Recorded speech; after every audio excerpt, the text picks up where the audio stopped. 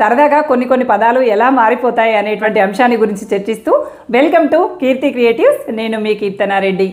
మనల్ని ఎవరైనా చాలాసార్లు విసిగిస్తూ అడిగిందే పదే అడిగినప్పుడు మళ్ళీ చెప్పాలనిపించక ఏమీ లేదు గాడిద గుడ్డు కంకర పీసు అని చెప్పి అంటూ ఉంటారు. నేనైతే చాలాసార్లు విన్నాను, మరి విన్నారో లేదో మీరు. ఇది ఎక్కడి నుంచి వచ్చినటువంటి అంశమో తెలుసా? దీన్ని నేను ఇటీవలే ఒక పుస్తకంలో చదివినప్పుడు ఆశ్చర్యపోయాను. మీకు కూడా చెప్పాలనిపించింది నాకు ఇది. అసలు ఈ గాడిద గుడ్డు ఎక్కడిది, కంకర పీసు ఎక్కడిది అనేటువంటి విషయం మీకు కూడా చెప్పాలనిపించింది. యాక్చువల్గా గాడిద గుడ్డు కాదండి, అది God the good conquered the peace అనేటువంటి ఇంగ్లీష్ పదాన్ని మన తెలుగు వాళ్ళు గాడిద గుడ్డు కంకర పీసుగా మార్చేశారు.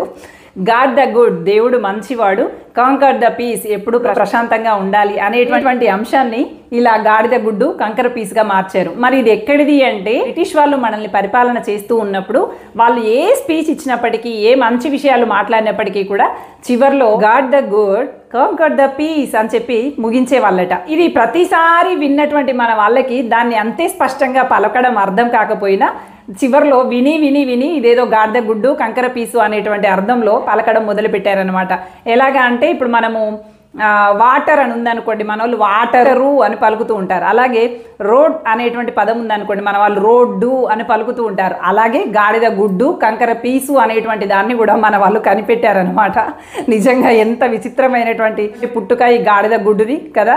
ఇది విని వీళ్ళకి ఎప్పుడైనా ఇంట్లో వాళ్ళు విసిగిచ్చినప్పుడు ఆ విసుగుని కప్పి పెట్టుకోవడం కోసము ఏంటి అని మళ్ళీ అడిగినప్పుడు గాడిద గుడ్డు కంకర పీసు అనేవాళ్ళట. అదే రాను ఈ విధంగా మారుతూ వచ్చిందనమాట. దాని వెనకాల ఉన్నటువంటి స్టోరీ ఇది అని నేను ఇటీవల కాలంలో ఒక పుస్తకంలో చదివాను. మీరు ఎవరైనా ఇంతకు ముందు ఇలాంటి కథను విన్నారా, లేదంటే ఈ God the good conquer the peace కి సంబంధించినటువంటి ఇంకేమైనా కథలు దీని వెనక దాగి ఉన్నాయా అనేటువంటి అంశాలు మీకు ఏం తెలిసినా కూడా నాకు కూడా కింద కామెంట్ సెక్షన్లో తెలియజేసేటువంటి ప్రయత్నం చేయండి. Thank you for watching. Bye. మీరు ఎప్పుడైనా ఇలాంటి వ్యక్తులు చూసారా? ఎంత విచిత్రమైనటువంటి ప్రవర్తన ఉంటుంది అంటే వీళ్ళ దగ్గర.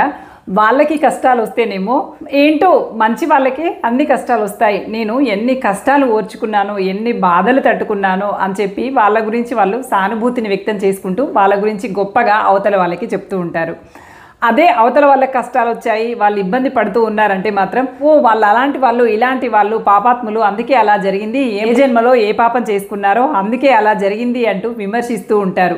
ఇది ఎక్కడి న్యాయం అండి? తమకి కష్టం వస్తేనేమో నేను మంచి వ్యక్తిని, అందుకని కష్టాలు వచ్చాయి అని చెప్పి సానుభూతిని చూపించుకోవటం, అదే అవతల వాళ్ళకి కష్టం వస్తేనేమో పాపాలు చేశారు అందుకని కష్టాలు వచ్చాయి అని చెప్పటం. ఎంత విచిత్రమో కదా. ఇలాంటి వ్యక్తులను మీరు ఎప్పుడైనా చూసారా? నేను మాత్రం చాలా సందర్భాలలో చాలా మందిని చూశాను. కానీ వాళ్ళకి చెప్పేటువంటి ప్రయత్నం చేసినా అర్థం చేసుకునేటువంటి గుణం వాళ్ళలో లేదని గ్రహించి నవ్వి వదిలేశాను.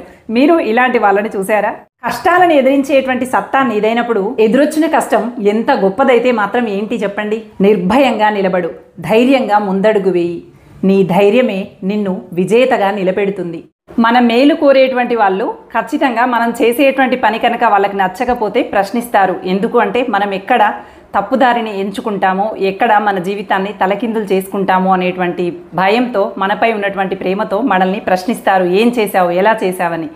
అదే మనపై ఎటువంటి అభిప్రాయం లేనటువంటి వ్యక్తులు, మనం చెడిపోతే వాళ్ళకి సంబంధం లేదు, మనం బాగుపడినా వాళ్ళకు సంబంధం లేదు అనుకునేటువంటి వ్యక్తులు మాత్రం మనం ఏ పని చేసినా మనల్ని పొగుడుతూనే ఉంటారు, మన చుట్టూ భజన చేస్తూనే ఉంటారు. ఎందుకు అంటే వాళ్ళ అవసరం తీర్చుకోవటం కోసం మాత్రమే మనతో అలా ప్రవర్తిస్తారు. అంతే తప్ప మన పైన నిజమైనటువంటి ప్రేమ కానే కాదు. కానీ ఎవరైతే మనల్ని ప్రశ్నించి మనల్ని సరైనటువంటి మార్గంలో పెట్టడం కోసం ప్రయత్నిస్తూ ఉంటారో వాళ్ళది మాత్రం నిజమైనటువంటి ప్రేమ. ఒక మాట పడైనా సరే మనల్ని దారిలో పెట్టడానికి ప్రయత్నం చేస్తూ ఉంటారు. ఉద్యోగం లేని కొడుకులు చిన్న విషయాలకే అనవసరంగా గొడవపడి పుట్టింటికి వెళ్ళేటువంటి కూతుళ్ళు, ఇదిగో ఈ మాట వినండి. ఉద్యోగం లేకుండా మిమ్మల్ని ఎవరైనా కొంతకాలం భరించవచ్చు, కానీ తర్వాత ఖచ్చితంగా బరువుగాను భారంగాను మారుతారు, గౌరవం కూడా లభించదు. అలాగే చిన్న గొడవలతో పుట్టింటికి వెళ్ళినటువంటి కూతుళ్ళని కూడా కొంతకాలం వరకు బాగానే చూసుకుంటారు, ఆ తర్వాత వాళ్ళకి కూడా కావాల్సినంత గౌరవం దొరకదు. అందుకోసమని ఈ రెండు వర్గాలకు సంబంధించినటువంటి కూతుళ్ళు కొడుకులు చాలా జాగ్రత్తగా ఆలోచించుకోండి, మీ గౌరవాన్ని మీరు కాపాడుకోండి. ఆడపిల్లలైతే చిన్న విషయాలకే తొందరపాటు నిర్ణయాలు తీసుకోకండి. మగపిల్లలైతే సంపాదించే మార్గాన్ని ఎంచుకొని ఎవ్వరికీ భారం కాకుండా గౌరవప్రదమైనటువంటి జీవితాన్ని గడపండి. కొంతమంది తమ జీవితంలో కొందరి పట్ల మాటి మాటికి కన్నీరు పెట్టుకుంటూ ఉంటారు. కన్నీరు పెట్టుకుంటున్నారు అంటే వాళ్ళు బలహీనమైనటువంటి మనస్కులు అని కాదండి. వారికి మీ పట్ల స్వచ్ఛమైనటువంటి ప్రేమ ఉందని అర్థం. మీకు కాలుగోటికి పన్ను తాకిందన్నా, మీ కాలికి ముళ్ళు కుచ్చుకుందన్నా వాళ్ళ మనసు ఆందోళనకి గురవుతుంది. తట్టుకోలేక కన్నీళ్లు జలజల రాలుతూ ఉంటాయి. అంతే తప్ప వాళ్ళు బలహీనమైనటువంటి మనుషులు అని కాదు. కానీ వాళ్ళ బలహీనత మాత్రం మీరు అని అర్థం. వాళ్ళకి స్వచ్ఛమైనటువంటి మనసు ఉందని అర్థం. అంతే తప్ప ఊరికే జలజల కన్నీరు కారుస్తున్నారని వాళ్ళ పట్ల చులకన భావాన్ని చూపించకండి. ఎందుకంటే కన్నీరు అందరి విషయాల్లో రాదు. మనసుకి హత్తుకుపోయేటువంటి వ్యక్తుల విషయాల్లో మాత్రమే కన్నీరు జలజల రాలుతుంది. కన్నీరు కార్చే వారి పట్ల ఎప్పుడూ చులకన భావంతో ఉండకండి. కొంతమంది తండ్రులు సంపాదించింది, తాతలు సంపాదించినటువంటి ఆస్తితో విలాసాలు చేస్తూ దర్పంగా బ్రతుకుతూ ఉంటారు. ఇంకా స్వశక్తితో సంపాదించి ఎదిగి బ్రతుకు. అప్పుడు నీకు సరైనటువంటి గౌరవ మర్యాదలు దొరుకుతాయి.